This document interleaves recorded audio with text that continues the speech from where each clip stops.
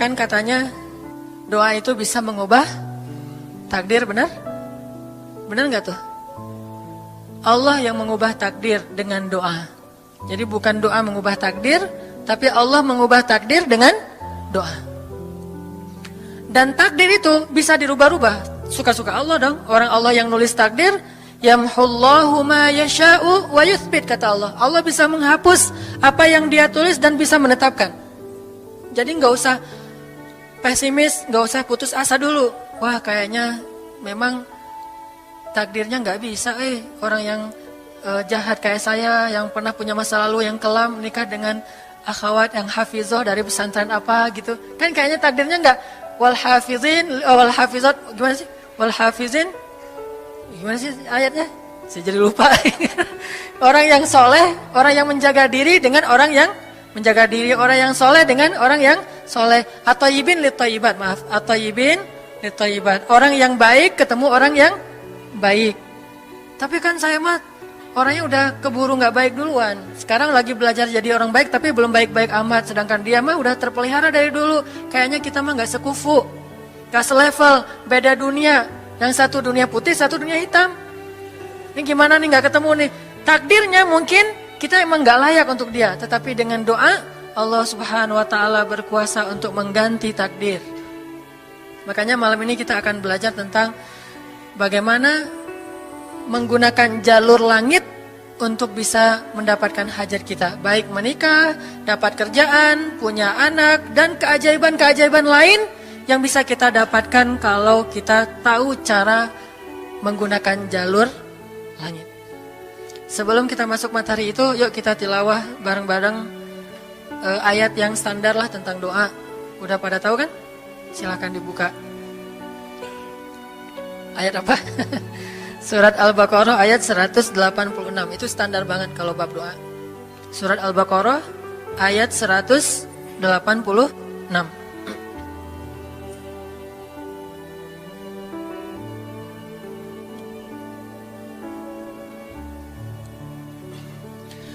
A'udzu billahi minasy syaithanir rajim.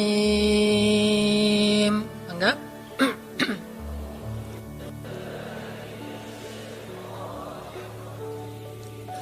Bismillahirrahmanirrahim.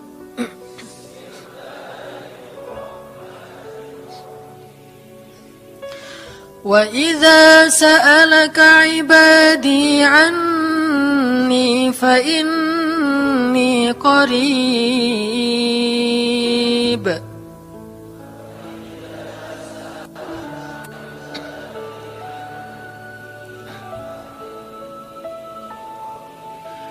Ujibu da'watad da'i idza da'an.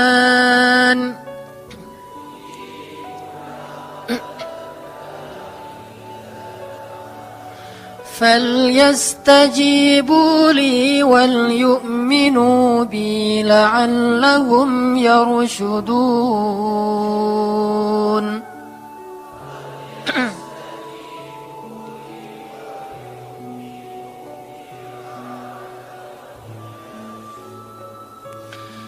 Dan apabila hamba-hambaku bertanya kepadamu tentang aku, maka jawablah bahwasanya aku dekat. Aku mengabulkan permohonan orang-orang yang berdoa kepadaku apabila dia memohon kepadaku. Maka hendaklah mereka memenuhi segala seruanku dan hendaklah mereka beriman kepadaku agar mereka selalu berada dalam kebenaran. Shadaqallahul azim.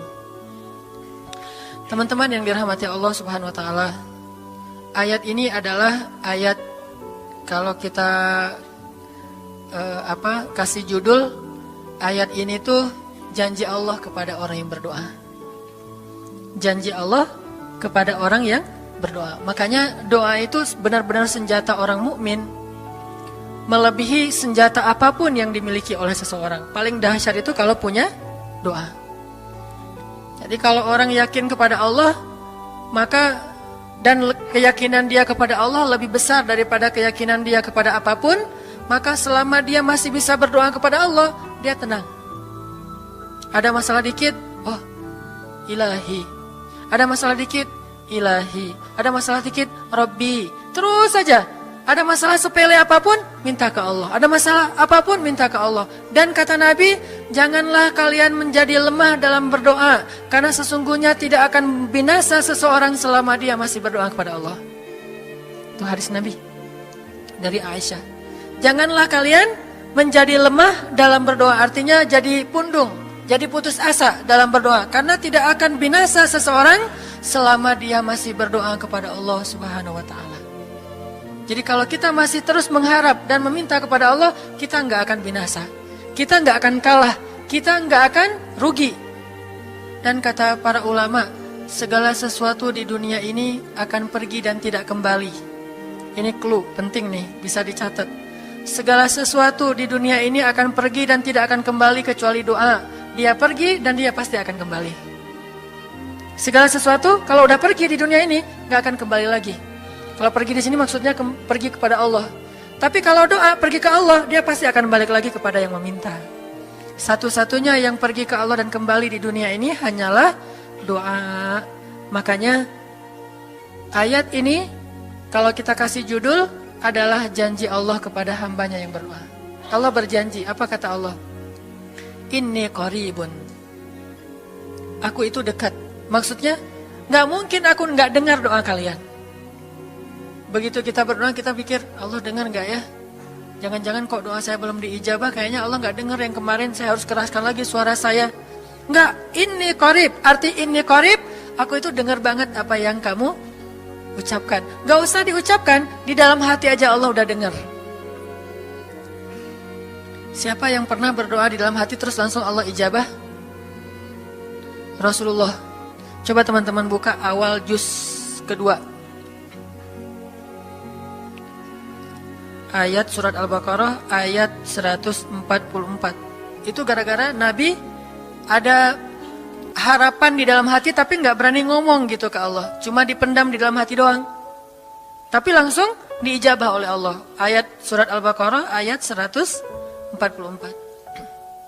Allah berfirman, Qad nara taqalluba wajhika fis samaa فلنولينك قبلة ترضاها فول وجهك شطر المسجد الحرام وحيث ما كنتم فولوا وجوهكم شطره وإن الذين أوتوا الكتاب ليعلمون أنه الحق من ربهم وما الله بغافل عما يعملون.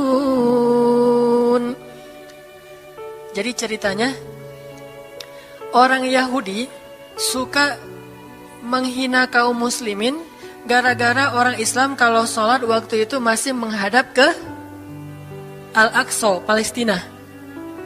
Jadi kata orang Yahudi itu, lihat orang Islam mah fake, suka niru. Kita sholat menghadap Al-Aqsa, mereka sholat menghadap Al-Aqsa. Berarti agama mereka itu adalah agama yang meniru agama kita, nggak original. Sering diperolok-olok, setiap kaum muslimin sholat dihina sama mereka. Akhirnya Nabi ngerasa sedih. Wah, gimana ya caranya? Sehingga setiap sore Nabi berdiri di suatu bukit, kemudian lihat ke langit. Cuman nggak ngomong, gini aja ke langit. Membatin, bayangin. Pernah nggak teman-teman membatin ke Allah?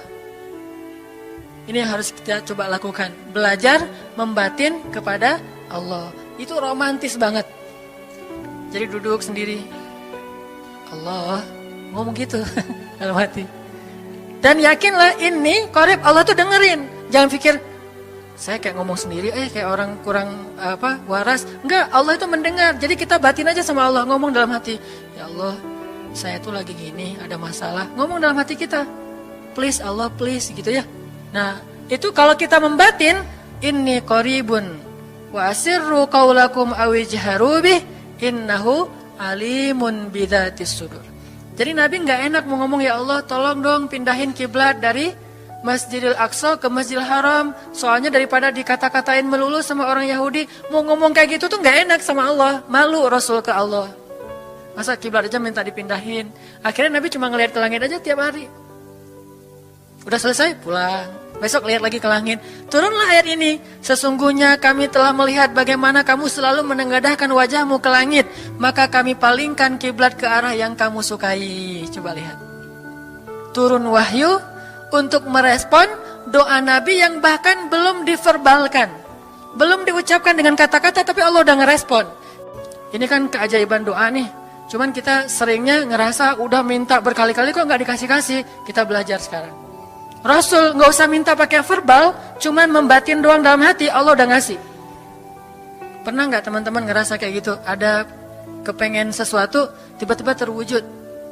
Pernah kan? Tapi kepengennya yang baik-baik. Pengen misalnya, aduh, saya pengen banget umroh. Cuman mau ngomong kayak gitu mah, saya mah orangnya kayaknya nggak mungkin bisa umroh kalau ngandalin harta. Orangnya nggak mampu, kerjanya juga pas-pasan, gimana mau umroh untuk makan aja susah. Tapi pengen banget dalam hati kita. Dan itu rindunya tuh rindu banget. Setiap kali ngelihat video atau tayangan di TV tentang umroh dan haji, menitikkan air mata. Saking kangennya ke Baitullah. Allah tahu itu dalam hati kita. Tiba-tiba ada jalan. Ada aja jalannya. Dan bisa dikasih sedekah, bisa juga hadiah, bisa juga door prize, bisa juga macam-macam. Pokoknya ada jalan aja, tiba-tiba bisa umroh. Dan saya sering banget membawa orang umroh. Di antara jamaah itu selalu ada 1 atau 2 orang yang umrohnya itu miracle, keajaiban dari Allah. Ketika saya cari tahu alasannya apa, ternyata emang dia dari dulu pengen banget umroh. Cuman gak bisa ngandelin hartanya, Allah kasih jalan yang lain. Bukankah Allah itu memampukan yang diundang, bukan mengundang yang mampu? Kan itu yang sering kita dengar kan? Allah tidak mengundang yang mampu, tetapi memampukan yang diundang. Kalau udah Allah undang, pasti mampu. Kalau Allah nggak ngundang, walaupun dia mampu nggak akan bisa. Jadi Allah bukan mengundang yang mampu, tetapi memampukan yang diundang. Sehingga kita kalau hati kita kayaknya pantas diundang, Allah undang tuh. Begitu juga dalam urusan rezeki. Aduh, saya pengen kerjaan yang kerjaannya itu lebih halal, lebih nyaman, bisa sholat berjamaah tepat waktu, ada waktu juga buat keluarga, bisa juga berdakwah ke teman-teman. Akhirnya membatin kita itu karena kuat banget, Allah wujudkan. Ini artinya Allah qaribun, Allah maha dekat. Sehingga kalau kita pengen doa kita itu powerful, belajar dari as-thiqah billah. Tips pertama adalah as-thiqah billah.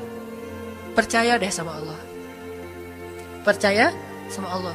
Jangan berdoa dengan ragu-ragu.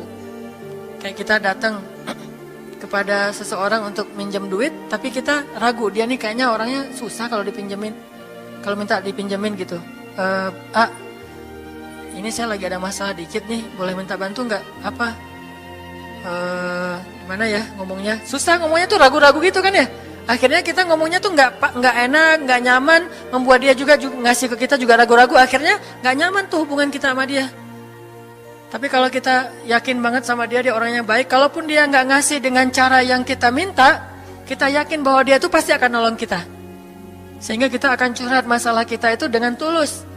Bahwa kita punya masalah kayak gini-gini, bukannya kita mau minta-minta, cuman sifat dari manusia itu saling tolong-menolong. Kita beritahu masalah kita, dan kita yakin dia pasti akan nolong kita. Kalau nggak bisa ngasih duit, dia akan minta tolong kepada orang lain yang mungkin bisa membantu kita. Dia akan ngasih link, dia akan memediasikan kita. Oh, aduh maaf ya, saya juga lagi sekarang lagi butuh uang. Ini lagi nabung-nabung juga, sama kita mah lagi sama-sama pengen hijrah status.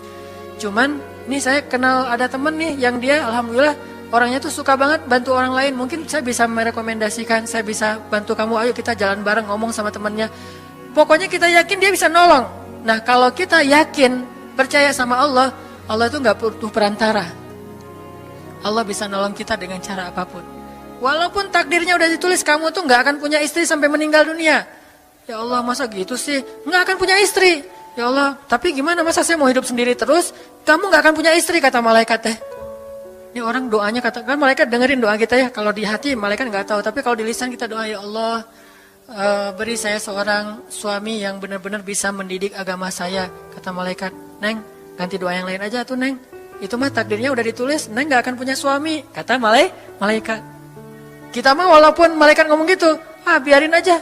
Ya Allah, Engkau Maha Rahman, Maha Wadud, Engkau bisa mengubah takdir. Kata malaikat, ya juga sih, cuman takdir udah ditulis, Neng.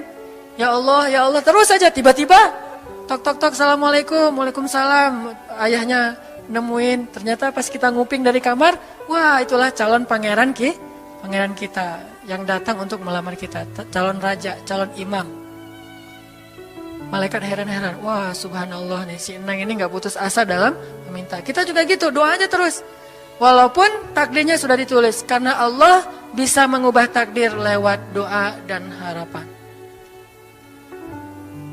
Masih ingat cerita seorang ibu di zaman Nabi Musa dulu? Yang datang kepada Nabi Musa bilang, ya Nabi Allah, ya Kalim Allah, saya gak punya anak, udah tua kayak gini, bisa gak ya? Saya minta tolong Nabi Musa doa kepada Allah supaya saya punya anak. Kata Nabi Musa, bisa aja sih, nggak apa-apa ibu. Ya udah saya doain, ya Allah, ini ada ibu minta anak. Kata Allah, ya Musa bilang ke dia nggak akan punya anak, itu sudah takdirnya.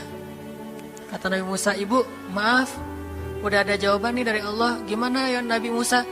Allah bilang takdir ibu nggak akan punya anak. Oh gitu ya, ya udah deh pulang. Sampai di rumah, ya Rahim, ya Rahim, doa aja terus. Besok datang lagi, karena dia pengen tahu kabar dari langit. Nabi Musa itu bisa bicara ke langit. Ya Nabi Allah, saya mau tahu nih, kira-kira Allah sudah memperkenalkan belum ya permintaan saya? Permintaan apa? Pengen punya anak. Tapi kan kemarin udah, kata Allah takdirnya gak akan punya anak. Ya coba aja dulu sekali lagi, siapa tahu sudah mau, sekarang Allah memperkenankan. Wah ini benar-benar dia husnuzan sama Allah, siqah, percaya sama Allah. Gak percaya kepada yang lain, percaya sama Allah aja. Nabi Musa karena udah terus aja direngekin minta gitu, Nabi Musa bilang, ya Allah, ini ada ibu yang kemarin, gimana dong ya Allah? Kata Nabi Musa, kata Allah, ya Musa, takdirnya dia gak akan punya anak. Bilang sama dia, ibu, udah terima aja takdir ibu gak akan punya anak. Oh ya, pulang lagi. Ya Rahim, terus aja sepanjang malam, sepanjang hari doa. Berhari-hari datang lagi kepada Nabi Musa. Ya Nabi Allah, udah berubah belum? Udah mau belum Allah ngasih saya anak? Kan udah kemarin takdirnya, tapi coba lagi, sekali lagi aja. Nabi Musa minta lagi ke Allah, kata Allah masih yang sama, pulang lagi. Gak datang-datang lagi ke Nabi Musa. Setelah beberapa bulan, datang-datang bawa bayi. Assalamualaikum, udah semangat sekarang, beda gitu ya. Kalau dulu Assalamualaikum, melas gitu ya. Sekarang Assalamualaikum, Nabi Musa. Kata ibu, ibu yang kemarin? Ya itu siapa? Anak saya. Anak ibu? Anak kandung maksudnya? Bukan nyuri. Nggak, anak kandung saya ini Nabi Musa. Wah, Nabi Musa nggak wah sih, subhanallah kalau Nabi Musa. Kalau saya mah wah gitu ya. Kalau Nabi Musa, Masya Allah. Nabi Musa tanya ke Allah, ya Allah, itu ibu yang kemarin katanya takdir nggak akan punya anak, kok bisa punya anak? Ceritanya gimana Allah? Ceritain dong, saya kok nggak update gitu informasinya, kata Nabi Musa. Allah ngasih update. Kata Allah, Musa, setiap kali aku bilang dia nggak akan punya anak, dia terus berdoa dengan menyebut Ya Rahim, Ya Rahim. Allah itu kan senang banget dipuji, dan Allah lebih berhak untuk dipuji. Kalau kita senang dipuji nggak baik, kalau Allah senang dipuji emang punya hak untuk dipuji kan? Allah senang dipuji. Dia bilang Ya Rahim, kamu bilang gak akan punya anak, dia bilang Ya Rahim, terus saja berharap. Wahai Musa, sesungguhnya rahmatku mendahului takdir. Rahmatku mendahului takdir. Akhirnya dengan sifat Rahim, Allah mengubah takdir ibu ini. Walaupun secara ilmiah gak mungkin punya anak karena sudah menopause. Tetapi Allah yang memiliki kekuasaan atas segala sesuatu. Nah, tips pertama adalah kalau kita pengen doanya powerful, melahirkan mukjizat dan keajaiban, adalah at-thiqah billah, harus percaya sama Allah. Pertama, percaya bahwa Allah Subhanahu wa taala itu maha kuasa mengubah apapun yang Dia kehendaki. Apa yang Allah ingin, masya Allah kan pasti terjadi. Wa man lam yasha lam yakun. Kalau Allah nggak pengen, nggak akan terjadi. Jangan suudzon sama Allah terus bilang, nggak enak banyak minta, amal saya sedikit, mending saya beramal aja nggak usah banyak minta. Jangan memperlakukan Allah seperti kita memperlakukan makhluk. Orang kalau kita banyak minta, dia akan kesulitan, lama-lama dia akan merasa terganggu. Tapi Allah kalau nggak diminta, dia marah. Manusia kalau kita minta banyak-banyak, dia marah. Allah kalau kita nggak minta, dia malah marah. Masya Allah ya, luar biasa. Allah tuh senang banget kalau hambanya meminta. Sehingga di antara hamba yang paling Allah cintai, di antara hamba-hambanya, hamba yang paling banyak menengadahkan wajah dan telapak tangannya. Ilahi, ilahi. Minta sama Allah, Allah tuh suka banget diminta. Orang yang suka meminta itu bahasa Arabnya awwahun. Inna Ibrahim la'awwahun halim. Ibrahim itu hamba yang awwahun halimun. Awwah halim. Halim itu artinya menahan amarah. Awwah da'a. Da'a artinya banyak berdoa. Kalau da itu berdoa. Kalau da'a senang banget doa. Ada masalah dikit, ilahi, Rabbi, ngadu aja ke Allah, manja gitu. Dan Allah tuh senang banget dengan hamba yang kayak gitu. Sehingga sampai Nabi mengatakan, mintalah kepada Allah walaupun cuman garam. Garam aja minta ke Allah. Sepele banget masalah kita. Ya Allah, mudah-mudahan nanti nggak macet ya. Minta sama Allah. Kok macet ya Allah? Ya biar kita sabar. Udah tahu jam macet berangkatnya telat gitu ya. Jangan salahin Allah. Tapi minta, bilang, biasakan kita tuh komunikasi sama Allah dengan manja. Ya Allah, mudah-mudahan saya bisa jawab ujiannya. Udah belajar sih ya Allah, cuma nggak tahu kan semuanya di tanganmu. Minta ke Allah. Bismillahirrahmanirrahim. Makan ya Allah, ini rezeki darimu. Makasih ya, makan. Kalau bahasa lainnya makasih, alhamdulillah. Alhamdulillahilladzi at'amani hadza wa razaqanihi min ghairi haulin minni wala quwwah. Hafal tuh? Kalau nggak hafal, udah aja bismillah lah. Alhamdulillah gitu. Bismillah ya Allah, Masya Allah ini rezeki darimu. Udah selesai makan, udah sendawa gitu. Alhamdulillah, Allah baik banget. Ngomong sama Allah, sering-sering komunikasi sama Allah. Dan Allah itu wa huwa ma'akum aina ma kuntum. Dia bersama kalian dimanapun kalian berada. Bersama ya, bukan ada. Kalau ada itu beda. Allah di mana-mana itu beda. Tapi Allah bersama kalian itu artinya Allah melihat, Allah mendengar, Allah menyaksikan, Allah mencatat, Allah maha menilai bersama kita. Kalau ada, dia bertempat. Sehingga nanti kalau ada anak bilang, "Mah, Allah di mana?" Allah ada di mana-mana, Dek. Ntar dia malah karena cerdas, kalau gitu di WC juga ada, kan nggak boleh kan? Ini jawaban yang keliru, kurang filsafat. Allah itu bukan ada di mana-mana. Allah bersama kita dimanapun kita berada. Itu beda. Kalau bersama, ma'iyah artinya Allah melihat, menyaksikan, mendengar, menghargai, dan terus memelihara dimanapun. Sehingga nggak usah khawatir bahwa ini mah nggak di masjid, nggak apa-apa. Selama bukan di tempat yang najis, seperti di kamar mandi atau di mana yang tempat-tempat yang nggak boleh, kita itu mah nggak. Tapi yang di tempat yang umum, di pasar, di jalan, lagi di kendaraan, di dalam masjid, di luar masjid, Allah, ilahi, Rabbi. Kalau perlu lebih manja lagi, pakai irama dikit. Allah, gitu. Wah, kayak orang manggil temennya gitu. Atau kita miss call Allah dulu. Ya Allah, udah nggak ngomong apa-apa. Itu miss call. Miss call Allah. Ngapain miss call? Caper, kangen sama Allah. Allah, gitu lagi. Itu zikir kan? Allah, Allah, Allah. Kata Allah, ada apa hambaku? Allah lagi.